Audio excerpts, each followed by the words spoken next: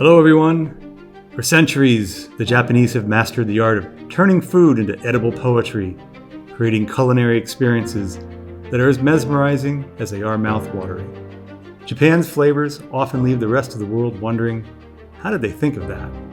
Their creative deviations from the ordinary are nothing short of delicious genius. When I was a kid, my mom and I were like a dynamic duo of food fanatics, constantly chatting about recipes, flavors, and while in the midst of eating lunch, we were already debating our dinner plans.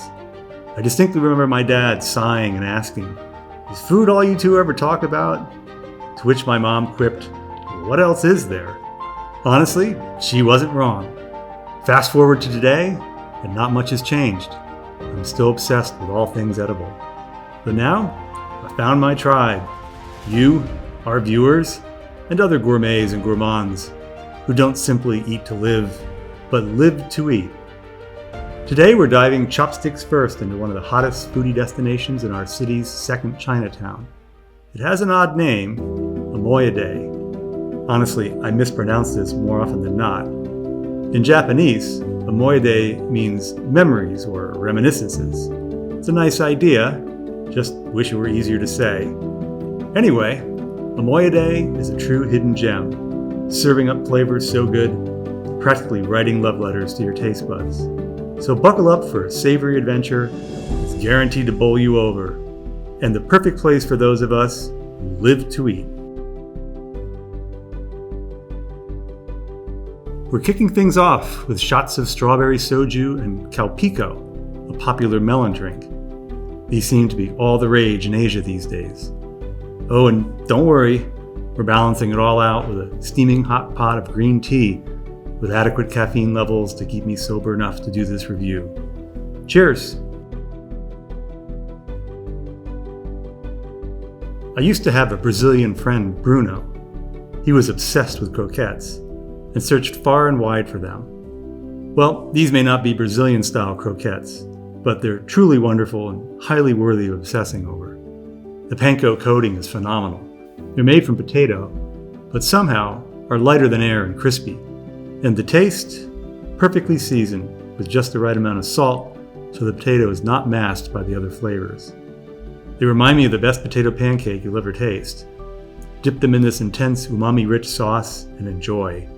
They come with a wonderfully light, thinly sliced slaw that has a dressing on it very similar to Thousand Island. These potato croquettes, so delicate and delicious, you're going to crave them for days later after just one bite. Tataki, a Japanese preparation of thinly sliced beef or fish, reaches its zenith here.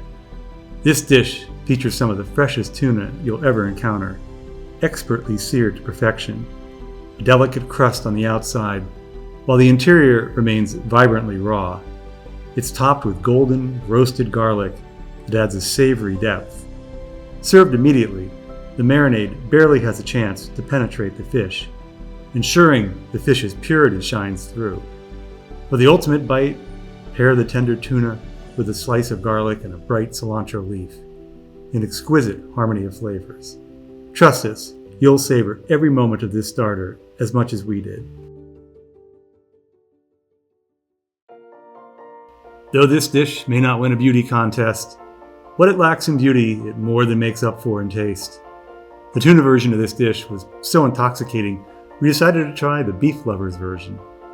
The beef has been charred on the outside, then thinly sliced and placed on a pool of sauce. This is a wonderful Asian version of carpaccio. The beef is uber tender and great quality.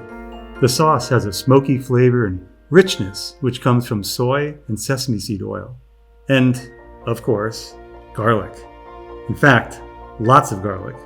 The toasted garlic on the top is not merely a garnish, but a delightful flavor enhancement, as is the purple onion. Grab them all together, being careful not to lose your garlic, and have a perfect bite of beefy, rich goodness that will make your eyes roll back in your head. I'm very picky about salmon. So much so, I nearly didn't order this. But wow, I am very glad I did. This salmon is so fresh, the ink hasn't yet dried on its passport stamp. No fishy taste here, Just pure, clean flavors that scream, "I was caught moments ago." Honestly, it's so good you don't even need soy sauce. But let's be real, I can't resist a drizzle of soy. I guess I have an umami obsession. Add a dab of wasabi, and it's the perfect bite. And the seaweed salad, don't get me started. I'm obsessed with these strange and wonderful seaweed noodles. They're like a surprise party held in honor of your taste buds. Light, refreshing, and totally different. I'd marry this dish if I could, but I've already promised my heart to the Lachan pork at the Wynn Buffet. This dazzling platter of brisket arrives at your table with a theatrical flair, sizzling on a cast iron platter, thinly sliced, tender, and so hot it's practically ablaze. Arresting, rich with smoky depth, and a faint whisper of something garlicky and indulgent to come.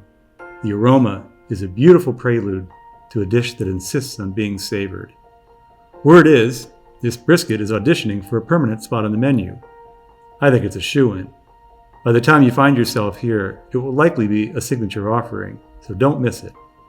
Crowned with a scattering of sliced green onions and fragrant cilantro, the brisket is kissed with just enough char to achieve the elusive wok-hei, that magical, smoky essence that feels almost impossible to replicate outside of a masterful kitchen. Beneath the glistening slices lies a treasure trove, a garlicky, cheesy sauce that mingles with crisp bean sprouts, creating a symphony of textures and flavors. It's a combination that makes each bite of brisket not just tender, but a melt-in-your-mouth delight only the most expertly prepared cuts can achieve. It's a downright thrill to eat this. And what's most refreshing here is what the brisket isn't.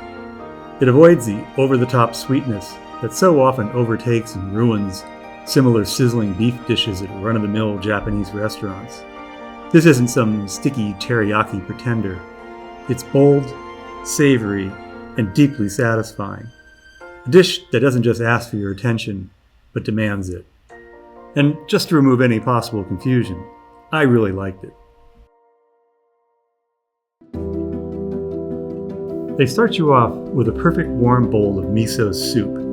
And this soup is amazing. It's a shining example of miso, just perfectly seasoned and contains lots of their wonderful homemade tofu and beautiful seaweed.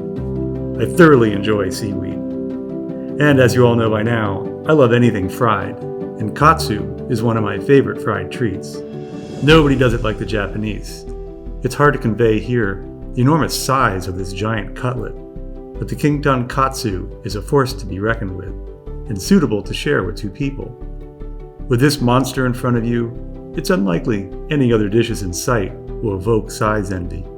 And to go along with its enormity is a fantastic flavor punch. The crust is delightfully crunchy, and the inside is very moist and juicy, loaded with rich, salty, porky goodness, with a sauce that's an Asian version of a demi-glace. It's full of rich umami-ness, with hits of curry and soy. To be honest, I don't think it even needs it because it has so much flavor it can stand on its own. But if you like Japanese-style demi-glace, then you'll be in heaven, because the sauce is delicious. It comes with this ultra-thin traditional slaw and Thousand Island dressing, and Japanese potato salad.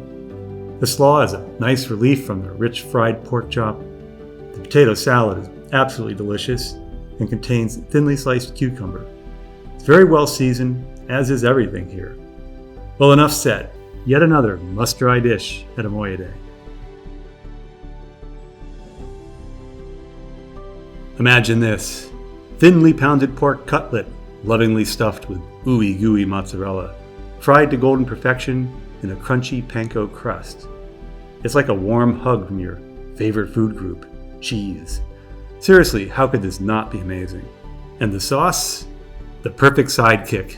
It's the Robin to this Batman. Salty, sweet, and totally delicious. But you know how cheese is, always stealing the show. But hey, dunking in sauce is always fun.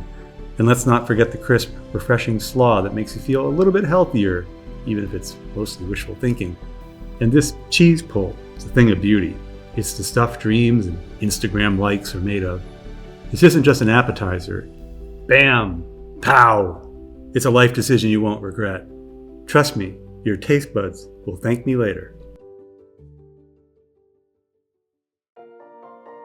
As I previously noted, they have excellent miso soup. It's great to start off with a warm, comforting bowl of it. I totally recommend getting this wonderful assortment of goodies in this bento box. You can pick and choose from many different combinations off the menu, such as sashimi, chicken, or salmon. I consider myself an expert on tempura, making and eating it, and I can honestly say, without any hesitation, that this is probably the best I've had since moving to Vegas. First of all, the shrimp are huge and uber fresh, and the taste is outstanding. The batter is crispy and light, with not the slightest hint of grease. The tempura veggies are also fantastic, and I love this little eggplant.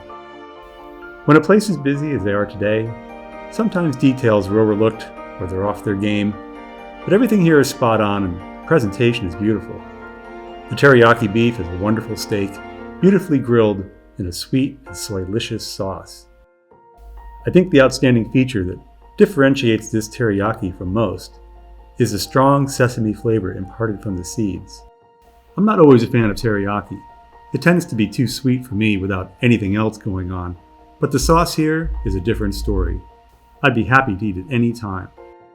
The chef at Amoide is obviously an expert in balancing flavors. The veggies resembling carrots are actually pickled burdock root, and they're one of my favorite Japanese condiments. They're made from scratch, and they're truly delicious. They're a salty, umami-saturated pickled vegetable that remind me of Asian pickled radishes. The real surprise here is this amazing homemade tofu. It's soft, silky, and has a wonderful aromatic taste. The radish paste on top is also fantastic. Overall, very tasty and delicious, and not quite what I was expecting in a very good way.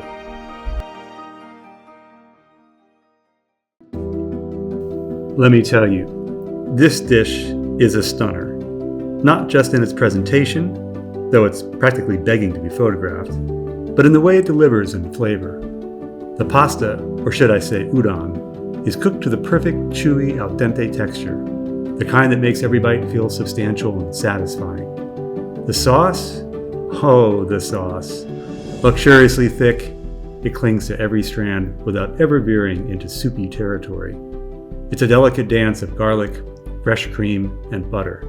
Pure indulgence with just the right amount of restraint.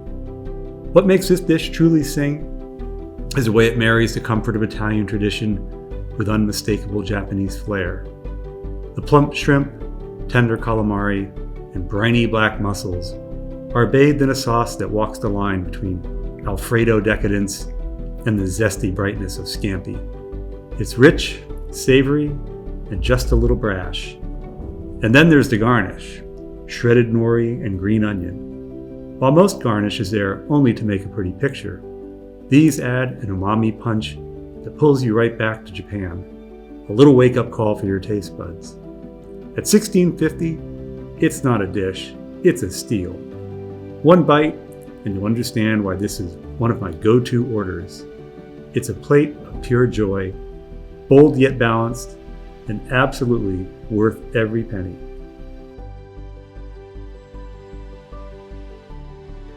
This soup is a flavor explosion. It begins with a rich, hearty bone broth simmered for hours until it's bursting with bold, shockingly delicious depth.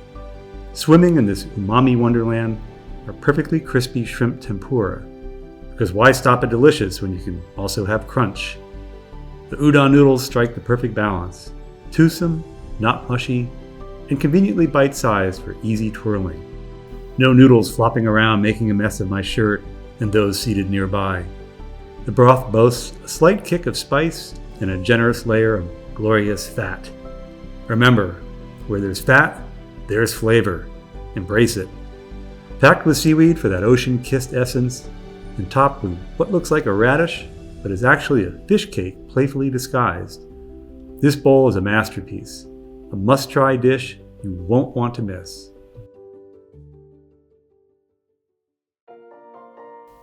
There is so much going on in this soup. First of all, I don't think I've ever tasted a soup with a bolder umami flavor. It's just fantastic. It also comes with more of these wonderful tempura shrimp. I could eat 100 of them, they're amazing. I love all the fresh veggies on top, and the saffron gives it an aromatic, unique flavor. I think I even like this better than the curry udon, and believe me, that's really saying something. That curry udon is a tough act to follow. One additional note, I'm totally bowled over, pun intended, at how delicious the tempura shrimp are when dipped into the broth.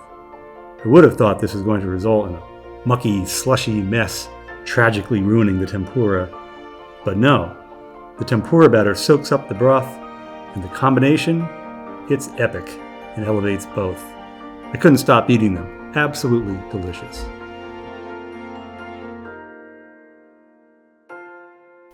First, you're going to want to pause and savor the broth on its own. A spoonful of pure artistry, the culmination of dedication and precision. This is not just a bowl of soup. It's an intense, unforgettable experience. Out of all the offerings here, this might just be my favorite. The miso, bold, unapologetic, brimming with the deep, savory complexity of fermented soy. Exactly what we umami enthusiasts dream about. This broth doesn't just warm you, it speaks. It tells the story of a culinary lineage steeped in tradition and innovation, where chefs once dared to push the boundaries of fermentation to unlock flavors this profound. Then there's the pork, slow roasted, kissed with a char, and so impossibly tender, it seems to dissolve just moments before it meets one's teeth. The wood ear and oyster mushrooms at an earthy depth, their unique textures and woodsy undertones, a delightful surprise in every bite. And the chili paste? Where to begin with the chili paste? Fermented, nuanced, and transformative. Stir it into your soup and watch as the broth evolves into a fiery, vibrant pool that chili lovers will pine for long after the last spoonful. The noodles? Forget the instant, just add water ramen of dorm room days. These are delicate, perfectly cooked strands that elevate the dish where comfort meets elegance. This isn't just ramen, it's an experience. A chef's autograph to the craft of soup making. Do yourself a favor, don't miss this bowl. It's nothing short of magnificent.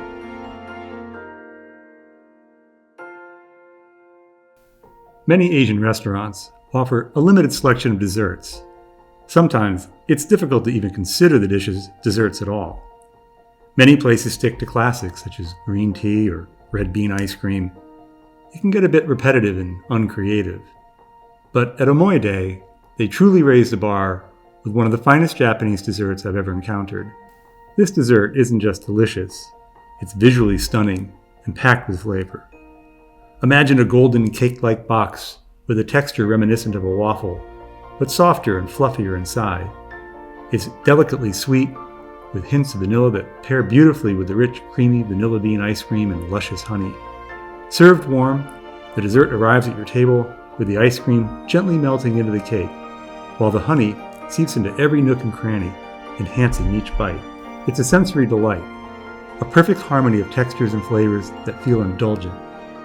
I've always felt the word indulgent gets a bad rap. What's wrong with the little indulgences in our lives? This honey toast isn't just a dessert. It's an experience you'll crave again and again. The perfect finale to an unforgettable meal.